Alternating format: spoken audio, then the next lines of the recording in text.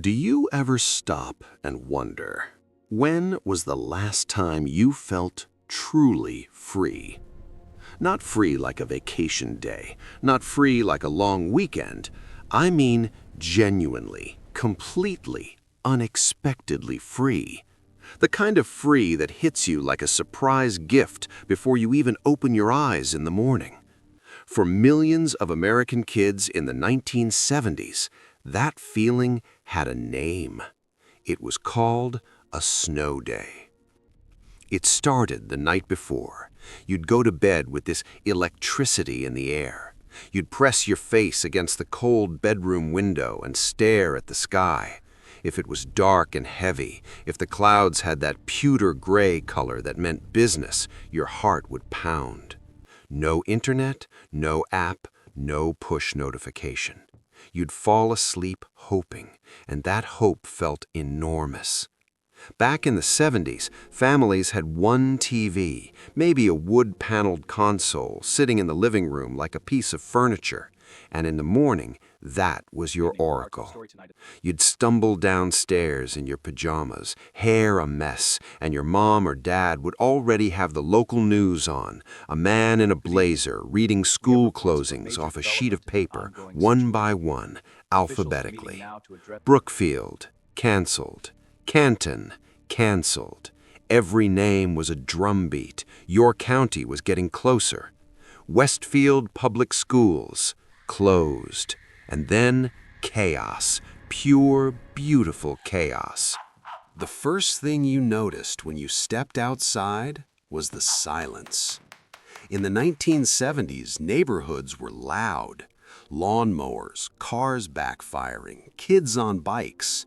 But on a snow day, the whole world went quiet. Snow has this way of swallowing sound. And for a kid standing at the edge of an untouched yard, everything perfectly white, perfectly still, it felt like the whole planet had been reset, like the universe handed you a blank page. You didn't check your phone, you ran to the neighbor's house, you knocked on the door, you didn't text, you showed up. And somehow, within 20 minutes, half the block was outside.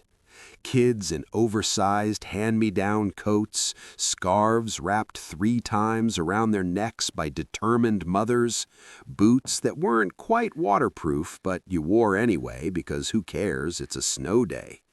There were no helmets on the sleds, no safety protocols, just a hill, a piece of wood or plastic, and pure adrenaline. Here's what kids in the 70s actually did on snow days, and it's so different from today it almost sounds like a fairy tale. You built forts, real ones, with walls and tunnels and designated rooms. The whole neighborhood became a war zone of snowball fights with rules that were made up on the spot and broken 5 minutes later. You made snow angels and stood back and admired them like tiny artists surveying a masterpiece. You came inside when your fingers stopped working.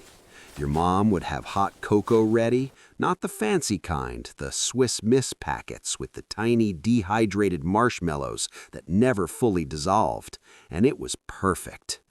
You'd peel off your soaking wet gloves and hold your hands over the heating vent on the floor, and the warmth that spread through your fingers, that was one of the greatest physical sensations a child could experience.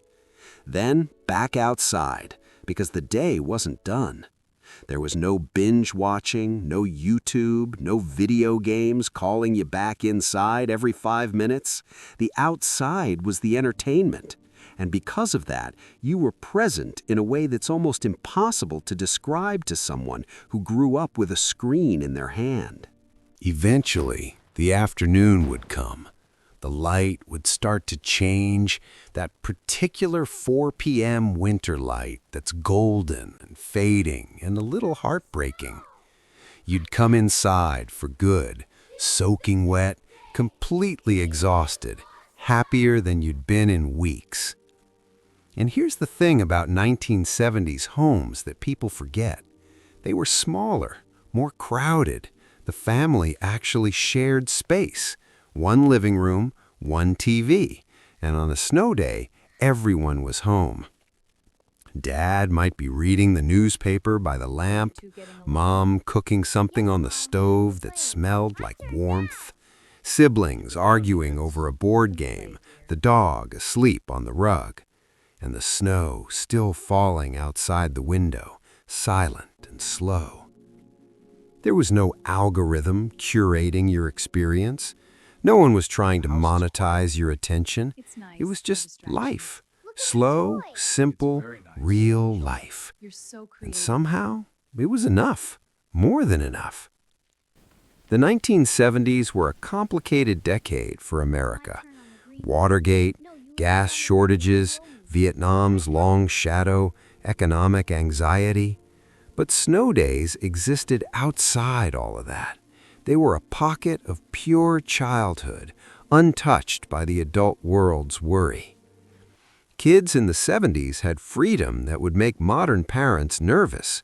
You could disappear for 6 hours and nobody panicked.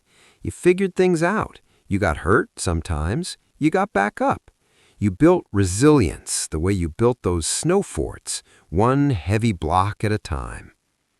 And the music of the era, James Taylor, Carole King, Fleetwood Mac, it somehow fit perfectly with those gray winter afternoons.